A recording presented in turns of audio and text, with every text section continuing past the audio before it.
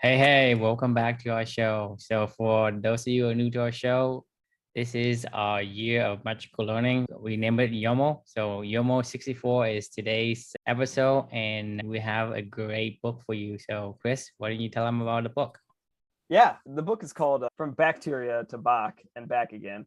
The Evolution of Minds by this guy named Daniel Dennett, which he is a philosopher slash, I don't know. I don't know what you call this guy, but he's like he's like a mental expert in general. This book's about the origins of the conscious mind, basically. Like, how did our minds come to be? It's a philosophical book about the evolution of our minds in general. So nobody really knows the answer to this whole entire That's stuff. my point. Yeah. I read your reflections. So. Yeah, that's this guy's theory. So I'll go ahead and share my screen. But it was definitely an interesting book. I will say, just from a book perspective, definitely an interesting book. One of the criteria I always use to define if a book's interesting or not, if it challenges the way that you think by the end of it, and you've learned something. Well, I guess it doesn't even have to make sense. If it challenged the way that you think.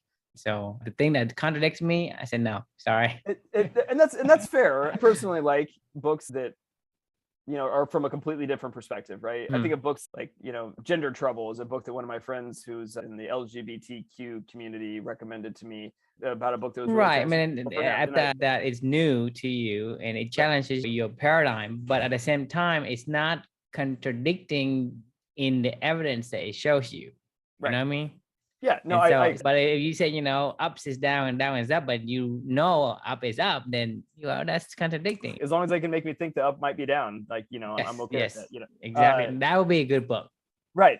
So anyway, this book in particular kind of troubled me. The reflection title is Sometimes Ignorance Really Is Bliss. What I mean by that is this book took a deep dive into how our consciousness works per his theories and evolution and all this other stuff, and where our thoughts come from and how our language developed, how cultures developed, things like that, all starting with, consciousness and like how does it all work basically, and how do we get to where we got to today.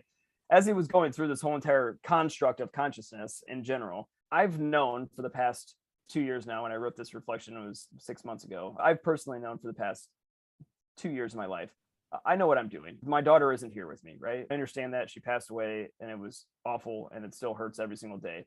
However, I've built a mental construct in my mind of a way where I can live my life with my daughter every single day. And that's the whole book, I Can't Imagine. And that was what it was about. That's what a lot of this journey has been about, is me figuring out ways to track Amelia, and to understand, the first track that she gave me was endure, right? And just keep fighting, of the way that she showed me how to live her life, and to keep following her and to keep searching for my values and understanding how we can live for two together and do all these different activities together. I'm very aware that I've been playing a mental game with myself in order to, pretend like she's still here and to still have that feeling of her being a big sister, her being a part of the family, her being a part of all this life, right?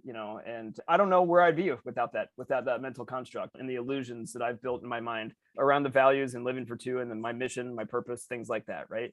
Well, this book systematically went through and chopped it all down into itty bitty bite-sized pieces of what I'm doing at a more tactical level.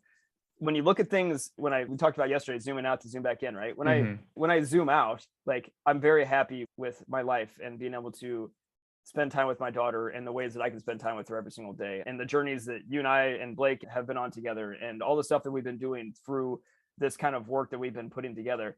But when you zoom back in and you get down to the nitty gritty of it, thank God the foundation is strong, is basically the point. One of the things that this book challenged me, and it made me feel kind of gross, honestly, at the end of it, because it really tactically broke it down as to what I was doing and how our mind works and how I got to where I got to, right? And once again, it's not that I didn't already know this stuff, but it was just spending 16 hours with an audiobook with this guy, basically making me feel like, like I'm just been playing mental gymnastics with myself for the past, 18 months or two years of my life, kind of thing. Like, it didn't feel great. But at the end of the day, like, it didn't break me, right? It didn't change how my mental models. If anything, it might have strengthened it. 'Cause now I know even more in depth what I'm doing, and I'm still okay with it. I'm still living this life, and I still want to live this life, and this is the life that I'm going to continue to live, because this means I get to spend time with my daughter. So, for me, I don't care what this guy had to say, but I will say at the end of the day, this is the mark of a good book, because it did challenge my paradigm. This is a paradigm that I've built a fortress around. I literally built a city, in the book that I wrote about Amelia, about, the new city that we're building together after the atomic bomb. I built a fortress around this idea and this mental illusion in my own mind. And, this guy made a tiny little crack, but it was a crack nonetheless in that fortress, and it didn't feel great. But sealed it back up, and we're back off and racing, and no harm, no foul. But I appreciate the guy's thought. That's the overall reflection I got from this book. The question that I was going to pose to y'all and anybody listening to this would be: is what ideas and illusions do you hold true that make you happy? Right? This is these illusions, living for two with my daughter, and imagining a life with her, and all the stuff that I do. It makes me happy, and I feel good about that, and I get to still embrace my life with her. So yeah, just kind of curious to hear what your guys' thoughts are on the reflection, and then if there's any illusions you guys do to keep yourself happy and going forward, even though they're an illusion. Well, I mean, the question is, most people probably don't know that it's an illusion. It's kind of the picture of the world that they put themselves in to be able to move forward, to be able to, it can be a million different things.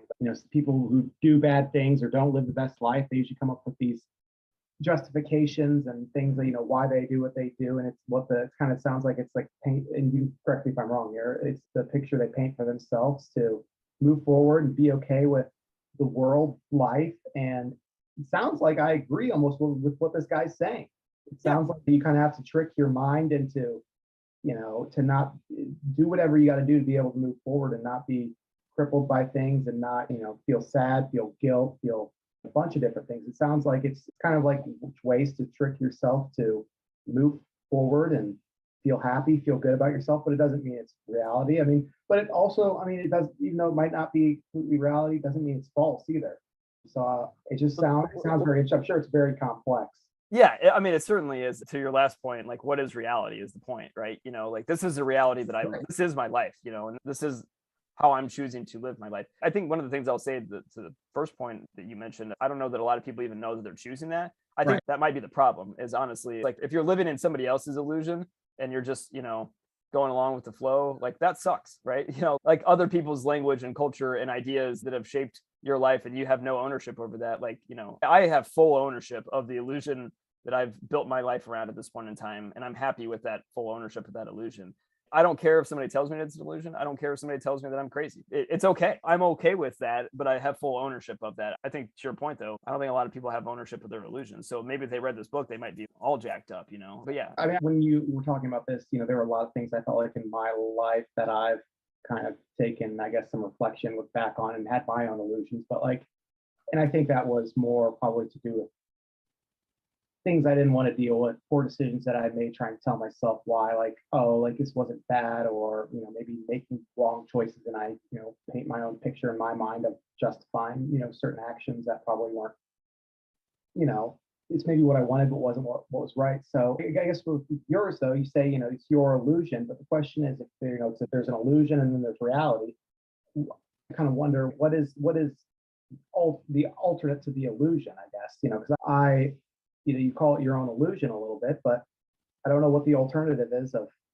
Well, the alternative is living in the here and now, which is my daughter isn't here with me every single day, and that's really painful, and it hurts. Like, so if I could certainly still sleep in my bed every single day and be depressed and hate my life and, blame the world for not having my daughter here with me, or I could build an illusion around fighting, taking the values, learning from what Amelia showed me, how to live a life of virtue in general, and following her lead, and that's what I'm saying, the illusion that built the stuff around. Like, I'm choosing that. I don't know. I don't think you're denying that happened. I think you're accepting that, but you're taking, again, I think that's impressive that you take a situation that was painful and accepted it, and found growth, found good, found, something positive out of it. And, she's here with me, but it's like, it's real. She's changed you. So I to me, I don't see that as an illusion. I agree. It's a blurred line, right? Like, it is my life now, but it took a while for it to take hold, but it took a lot of writing, reflection, doing stuff like this, learning, exploring. Like, it took a lot of things for me to build up that fortress of how I could go forward and still make this a part of my life, Outside of what you were talking about, your example, could you give some examples in the book of some people have? Yeah, the book isn't about illusions. The book is about, what's that?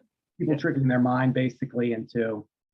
It's about how consciousness works, right? It's about how did language form, right? Like, why did we even start talking? Like, why Why did we start to share ideas with each other? Why did we then build cultures out of this stuff? How did the evolution of all these things happen? Of like the language that I tell myself, the ideas that I write down, the things that we talk about every single night on this kind of call, right? These are all a part of building that reality that I'm living right now, right? And the reality that we're all living together. And that's how our consciousness works, right? It's the language that we share. It's the ideas that we hold true. It's the values that we build cultures around. It's not that it's so complex. Yeah, the book itself, like, I mean, like, I don't even know how I would describe the book itself. I mean, it says, the disciples of Darwin have long aspired to explain how consciousness, language, and culture have appeared through natural selection, blazing promising trails that tend to always have a confusion and in controversy, even though the understandings of proteins and neurons, it's going from bacteria to, how do you go from a little celled bacteria to, the symphony and Bach, right? All the stuff that we do now. How does that even happen is the point of this book. And I'm saying, I know how I've gone from my daughter passing away to where we're at right now today. And I know all the language, and I know all the things that we've used in order to get to that point in time. And I know what I've been doing. But at the same time, it hurts to hear it, broken down, like in a scientific way of somebody telling me, like, yeah, basically you're just, making shit up to for whatever, true. We've been talking the whole time. Let's get you in here. Right. So we talked about this before. What I believe is my reality. And this is basically his theory. To me, this is a poor attempt to explain how conscious works. If you try to say you understand how conscious works, I wouldn't get near you with 100 mile, because that's the absurdity of it. Right. You can never ever even have even a 1% chance of explaining it right. And so to me, taking this book as a guy tries to explain one possibly in the trillions and gazillion possibility that this may be one of the actual explanation that how conscious works. And we are taking it as if this is the reality, this is the truth. And to me, like I say, this is a poor attempt at explaining it. It's in theory. This is one theory of, like I say, trillion possible combinations. So right. I think what you say, sometimes ignorance is bliss, because I haven't read this book, because I wouldn't be affected by it at all, because I wouldn't believe him. What other parts? Because for me, parts that are true. I'm sure not the whole thing. No. How can it be true? Even if you tell me, explain to me evolution, you have no evidence. It's accepted as the answer, but give me evidence. You tell me it's evolution, theory. Even for that particular piece. And yet he say, hey, because of evolution, I have blah, blah, blah, a bunch of other stuff that makes up consciousness. And yet we know nothing about consciousness. We don't know how it works.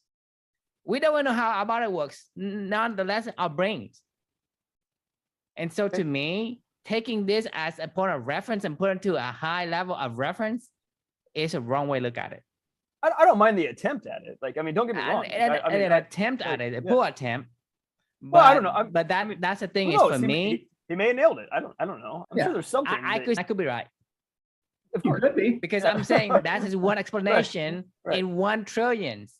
So it's a shot in the dark. No one knows. That's why we keep saying it. We just basically using some past experience to try to project a more kind of, to us, a reasonable explanation for what we see, what we observe. That's all we're doing. Right. We don't know whether it's true or not. And so reality to me is nothing more than what you think it is. If you're talking about Andre Agassi, he played tennis and he hates it, but then he convert his illusion to something, I'm going to play tennis for my charity. Makes him happy, which is reality, which is illusion. They both are. Exactly. What you believe is where you're at. I don't disagree at all. And that's kind of what I'm trying to say is sometimes ignorance is bliss. If you're happy doing whatever you're doing, or unhappy, but either way, as long as whatever you believe. Right, exactly. Whatever you believe is because if you believe you're suffering, you will feel pain. It's interesting that people need sometimes these answers, like religion, what happens when you die. They need to know, have something in that space. That's why God never revealed himself. Because if he does, it doesn't work. Yeah, I mean, dude, religion. I mean, no, look, no one I'm- have ever seen God personally. They say, "Oh, I know a guy who's seen him." well, That's how it works. That's the illusion. spirituality and religion are all an illusion in general. It's an illusion. But at the end of the day, if it makes you feel like you live a happier life, great. I don't care if you're a Buddhist, if you're a Catholic, if you're a Jew, whatever. It doesn't matter if the beliefs you hold true help you to feel safer and secure and happier and live in a value-driven life, which is what this is really all about. More power to you. If somebody were to go in, here, let me say it this way.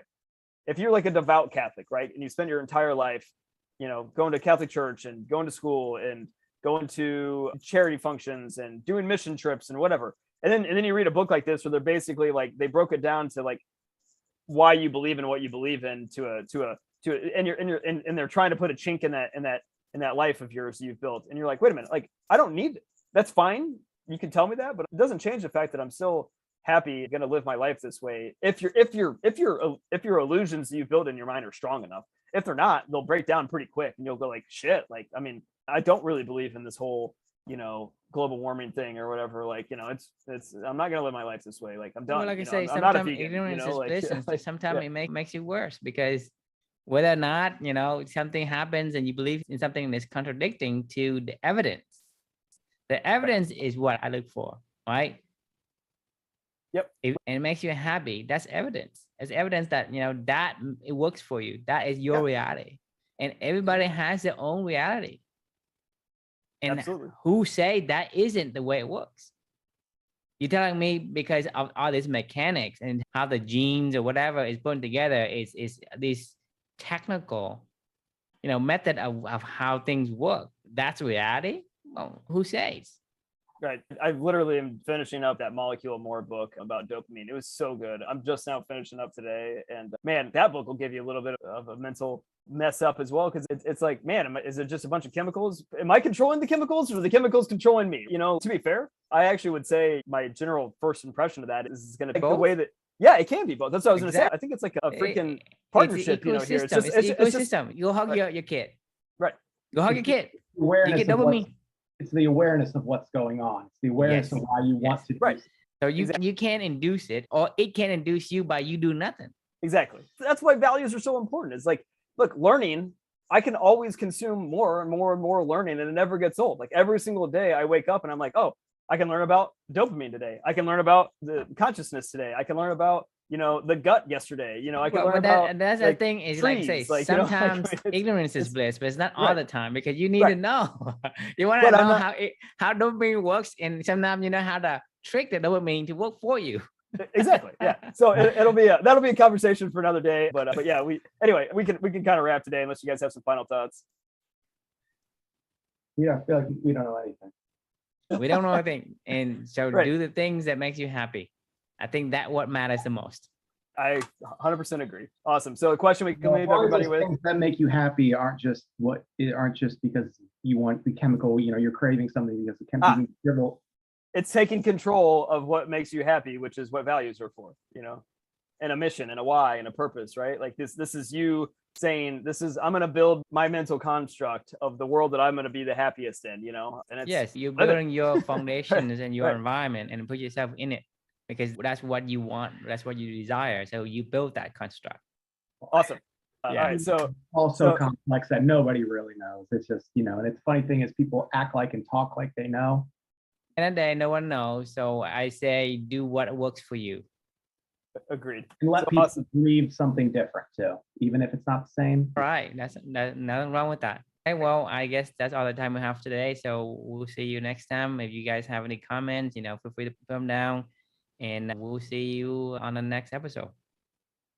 See ya.